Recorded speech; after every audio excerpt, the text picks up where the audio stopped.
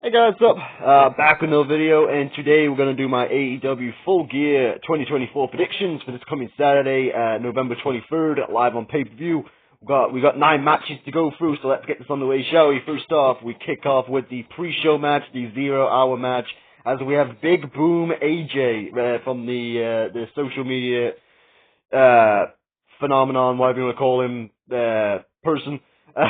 Taking on QT Marshall. This happens on the pre-show. I'm not really that bothered about this match, but I'm gonna go with Big Boom AJ. He's like a TikTok or celebrity, like a social media celebrity.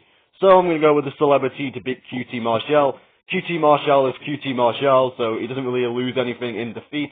So it is what it is. It's the pre-show match over and done with. Let's get on with the main show. Let's get on to the juicy stuff.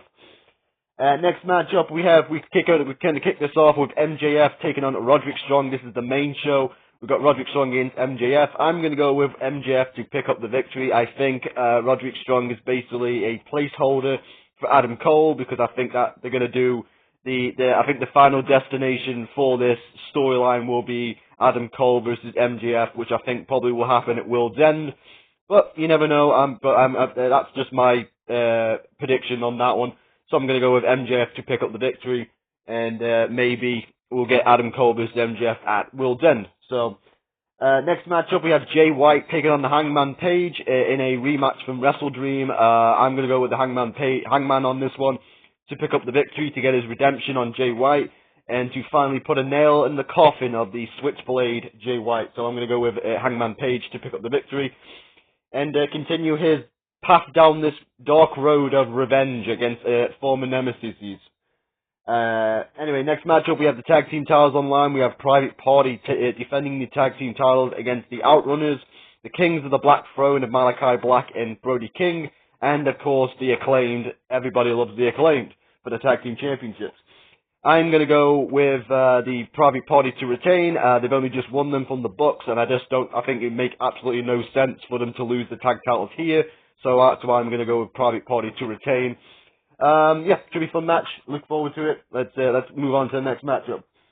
That next matchup is Mercedes Moné defending her TBS Women's Championship against a former TBS Women's Champion in Chris Statlander. This one should be a fun matchup. I'm going to go with Mercedes Moné to pick up the victory. Should be a fun match. Another fun match, but I think Mercedes will pick up the victory because nobody messes with Moné. I think that's the saying anyway. I probably fucked that saying up, but who gives a shit? Next matchup, we have Swerve Strickland taking on the Almighty Bobby Lashley. The AEW pay-per-view debut of the Almighty Bobby Lashley as he takes on Swerve Strickland. This is one of the most anticipated matches I'm looking forward to on the card. This one should be fantastic. I look forward to it, but I gotta go with the Almighty Bobby Lashley on this one, as it's his pay-per-view debut and his in-ring debut for AEW, so I don't see him losing to Swerve Strickland. I think Swerve is a big enough star and a great enough star that he can come back and bounce back from this defeat from the hands of the Hurt Syndicate as he loses to Bobby Lashley on my predictions. Anyhow, next matchup we have the TNT Championship on the line. We have Jack Perry defending his championship against Daniel Garcia. I think we're going to crown a new champion here. I think Daniel Garcia will win the TNT Championship, and be like part 2 of this crusade of the AEW up and coming stars becoming champions.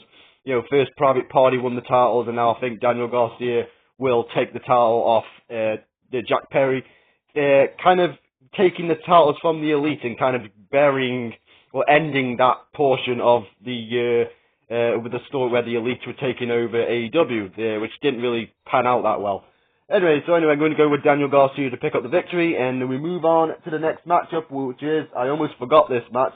Thankfully, I took my thumb off the page, and it was covering up that other match. So anyway, we've got Will Ospreay taking on Kyle Fletcher in a grudge match. 2 former best friends taking on each other. It's the history, it's the story, it's old as time. The best friend gets jealous of the other best friend, thinks he's in his shadow, wants to achieve his own thingy, so he's turned on his master, and I think he will pick up the victory, as I think Kyle Fletcher will pick up the victory over Will Ospreay. I think Kyle Fletcher needs to win more than Ospreay does. I like Ospreay. I think Ospreay's had an amazing year in AEW so far, but I think he can put over his friend, his former friend, Kyle Fletcher. I almost said Will Ospreay. I don't think Will Ospreay is going to beat himself. Imagine how the internet would react to that match. Will Ospreay against Will Ospreay. But anyway, I'm going to go with Kyle Fletcher to pick up the victory.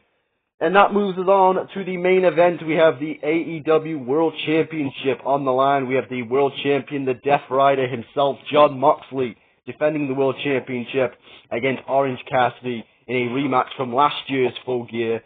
But this time, instead of the International Championship on the line, we have the World Championship on the line. Should be an amazing matchup. These two have had great matches in the past, All Out last year, and of course Full Gear last year.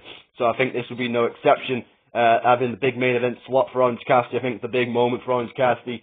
If you would have told me in 2020 that Orange Cassidy will be main eventing a pay-per-view, I'd probably be laughing in your face, because I'd be like, really, that guy? But, you know, I think when he wants to be, I think he can be really serious. He can be more than just a comedy wrestler or, you know, the person who puts his hands in his pockets. But you know, I think he can be more than that, and I think he's proven that with his feud against Moxley. When he wants to be serious, he can be serious. And I know a lot of people shit on him, but a lot of people just shit on anything because they want things to be complaining about. It's easy to fall down that well. So anyway, it's very, very hard to be positive nowadays because you're just surrounded by negativity all the fucking time. Anyhow, enough about that shit. I'm gonna go with Jon Moxley to retain the World Championship. I think this is part one. I think Orange Cassidy will be victim at number one in Jon Moxley's, victim number two. Sorry, I've just realised Danielson was victim number one. But as world champion, it's victim number one for Jon Moxley in this title reign. I think we're moving along nicely. I think this storyline is moving along nicely. It could be, it could be changed, could be changed in small doses, like little bits and bobs right here. Like for instance, I wouldn't have done promoted Jon Moxley's promo last week as Moxley seizes control of the TBS station, because he didn't really seize control, it was just a promo segment. So, and it also gave a lot of people more ammunition to shoot fires at AEW, which they don't need. They don't need more ammunition. They've got plenty of it. But anyway, I'm going to go with Jon Moxley to retain, and that is my AEW Full Gear 2024 prediction. Sorry about the rambling at the end there. But hey, it is what it is sometimes. Yeah, mind goes racing, and you go down a secret lane that you don't see very often, or you just go down a lane and you realise, oh my god, I can't come back from this lane.